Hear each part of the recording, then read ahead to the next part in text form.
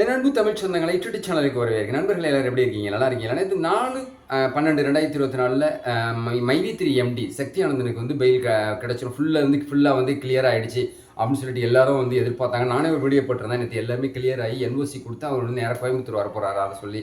ஆனால் இப்போ என்ன ஆச்சு, இப்போ என்ன நடந்துகிட்டு இருக்கு அப்படிங்கிறதுக்காக இந்த வீடியோ போட்டிருக்கேன். அவர்கள் என்ன காரணத்தினால தள்ளி வைக்கிறாங்க அப்படின்னு சொல்லிட்டு இந்த வீடியோ போட்டிருக்கேன். இந்த வீடியோ ஸ்கிப் பண்ணாமல் பாருங்கள். வீடியோ பிடிச்சிருந்தா லைக் பண்ணுங்கள், கமெண்ட் பண்ணுங்கள், ஷேர் பண்ணுங்கள். புதிய நண்பர்கள் யாரும் சப்ஸ்கிரைப் பண்ணி யூடியூப் சேனலுடைய நெருங்கிய சொந்தங்களை எடுங்க. பக்கத்தில் இருக்க பெல் பட்டனை கிளிக் பண்ணிக்கோங்க. நான் அப்புறம் நோட்டிஃபிகேஷன் உடன் கூட வந்து கிடைக்கிறாங்களே.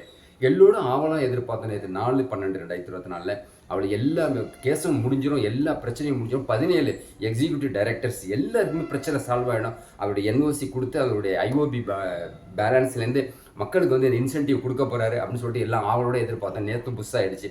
ஸோ இந்த மாதம் கண்டிப்பாக வந்து 23 சொல்லி அடுத்தது சொல்லியிருக்கிறாங்க. 23/12/2024 அடுத்த கேசஸ் ஆரம்பிக்க போகிறதா, நம்பர் வாங்க போகிறதா சொல்லியிருக்கிறாங்க.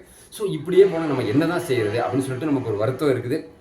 ஸோ எதுவும் இருந்தாலும் சரி, மைவி3 எம்டி சக்தி ஆனந்த் அவர்கள் வெற்றி பெறணும், அவர் வாழ்க்கையில் ஜெயிக்கணும் அப்படின்னு சொல்லிட்டு நம்ம எல்லாரும் நினைக்கிறோம்.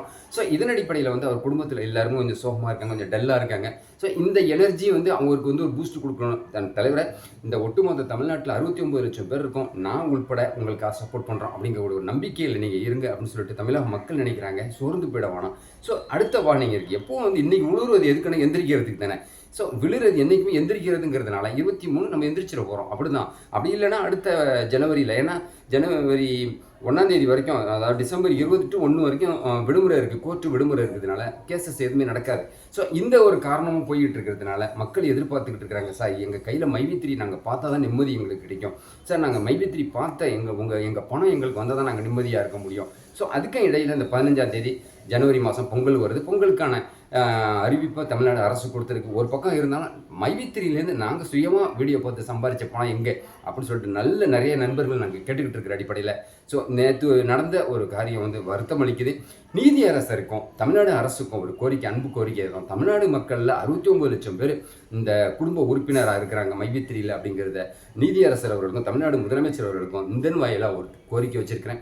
ஸோ விரைவாக அடுத்த ஹியரிங்லேயாவது தள்ளுபடியாகாமல், அதாவது அவருக்கு எல்லா பிரச்சனையும் சால்வ் ஆகி அவர் மீண்டும் அவர் கோயம்புத்தூரில் வந்து அவர் பணியை செய்யணும் அப்படிங்கிறது எங்களுடைய விருப்பமாக இருக்குங்கிறத தமிழக முதலமைச்சருக்கும் நீதி அரசருக்கும் நம்ம தமிழக மக்களின் சார்பாக இந்த வீடியோ போட்டிருக்கேன். கண்டிப்பாக இதை கொண்டுட்டு போய் சேர்க்க வேண்டியது உங்கள் பொறுப்பு.